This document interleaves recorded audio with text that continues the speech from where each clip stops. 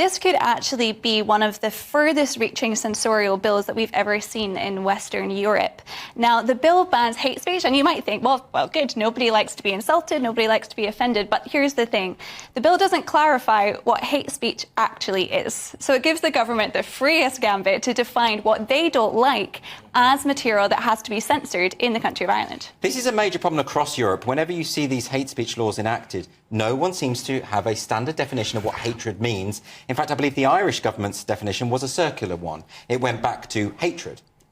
Which isn't helpful, is it? Well, that's exactly right. And instead of taking heed of the warning that they must define it, they've said they want to future-proof the law and allow that openness for new things that can come into society that they want to define as hate in the future. So this sort of thing, though, can't this be weaponised by people with an agenda? I mean, not just the government criminalising speech that criticises them, but, for example, people who are gender-critical feminists, for instance, are often attacked as being hateful when all they are doing is expressing perfectly legitimate views that most people hold. Well, absolutely. And at ADF International, we've been campaigning against these hate speech laws across the world. So we've seen what happens when they are put into place. Now, in Finland, recently we had a big case where a politician and a grandmother was put through 2 criminal trials on the basis that she had tweeted a Bible verse and questioned her church's decision to sponsor the Pride event in Helsinki.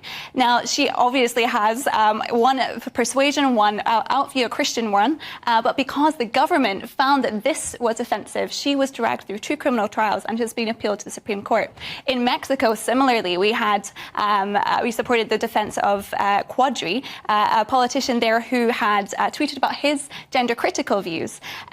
Because the government there, the court found him to be offensive, he was not only placed on an offenders register, he has been forced to tweet an apology on Twitter, on X, every day for 15 days, twice a day, because of his words. A pure humiliation. This is insane. Unbelievable. Unbelievable. And these hate speech laws are just spreading from country to country, and we need to learn from these examples that freedom of speech is really important.